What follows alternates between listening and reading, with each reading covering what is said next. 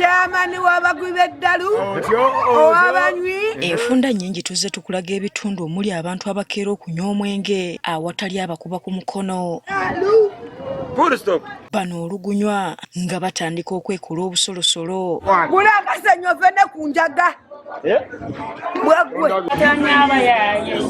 Besesanya mbamanyi naye ekigendererwa byonna kuba basajja b'abantu. Oyinza okugamba zino ze zimu ku nsonga minisita wa gavumenti z'ebitundu Balamu Barugahara okuvaayo n'ebiragiro ku batunda omwenge mu ggwanga. Mu biragiro bino bikugira abatunda omwenge obuteetantala kuguza abaana batannaweza myaka 18 obutaggulawo mabaala ng'essaawa tezinnawera 9 ez'olweggulo. Bino olugudde mu matu g'abaguwoomerwa ne bakukkulumira minisita Balamu ne bagamba nti atandise okubayingira mu mirembe gyabwe. Balamu totugobaako ssanyu lyaffe liri ssanyu kumanyagana mu Luganda olutuufu omwenge gubeera nti ngatta Luganda. Mu kwogerako n'abantu bano tutandikidde ku People's Bay Nabweru wabula wano tusanze bannannyini bbaala eno. Ebiragiro bya minisita baabitegedde bulungi anti tewabadde mulimu gugenda mu maaso nga n'emmotoka ezisuubuza omwenge ziyimiridde. Etteeka lya Honorable amazima gali nti lyo lyatandikiddewo bwentunuuliramu kati ku dipo okuva ku makya tetunabakola orders zonna kirabika abantu balinze essaawa 9.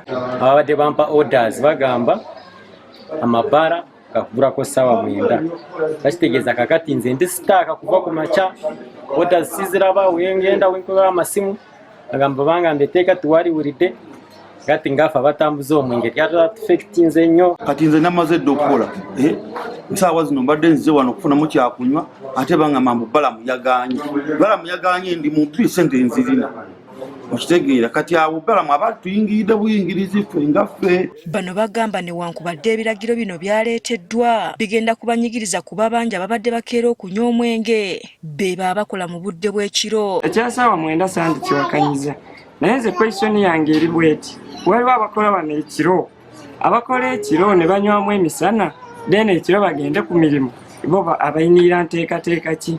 Kyokka ate ku bbaala ya Bengazi esangibwa ku kyalo Ssaabwe mu muluka gwa Wadi B mu Mpigi tusanze abaguwoomerwa baayiseeko dda ng'enjogera y'ennaku zino. Banga omuntu tugera ku makya nga funa zifuna mirimu n'osalawo n'okera obukogo omuleko mu bbala nga obukuma emirimu neka otuka mu bbala n'ofuna emikwano gino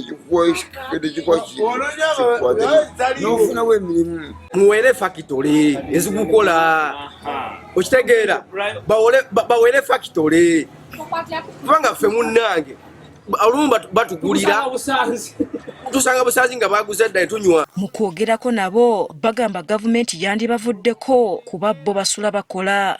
Bakendeeza bukendeeza bbeeyi ya mwenge tutamiire kubanga obudde bw'ekiro era tuba tutamidde ku makya tukeera kukola. Ssentebe w'ekitundu kino Rashid Kigundu asabye minisita okuddamu okwetegereza ebiragiro bino kuba kinyigiriza bannannyini mabaala. Awo bazikendeeze bagize ku ssaawa 6 kubanga mwe bajja zibaweerera abaana gwe bajja okulya naye ezo essaawa mpanvu nnyo. Ne kati ffe tujje wa ssente tuweerereko abaana ku ssaawa 9, 10, ssaawa 1, 2 tuba tunyuka. Abantu bali mu bulooni bwabwe yo walooni anona buli lunaku tulina Abanyarwanda be bawa abantu obusente bwe bakozesa. Essaawa eno oli bw'atandika ssaawa 9 nga ssente ate bazinona ku 12 ajja kuba tannazifuna oluusi bizinesi etwale. Amyuka RDC w'Empigi Shadzi Mwanja ategeezezza nga bwe batagenda kukkiriza muntu yenna amenya kiragiro kino n'asaba bannannyini bifo ebitundu omwenge obutabiggula nga tezinnawera ssaawa 9 ez'olweggulo. Era ng'abakulira ebyokwerinda tutandikirawo operation zaffe.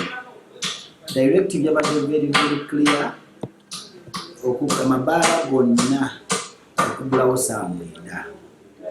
Era yenna anaasangibwa nga guddewo essaawa ezitali tinakwera 9 bagenda kumujjuutuka. Kati ekirindiriddwa kyakulaba oba abantu banaasobola okugoberera ebiragiro bino.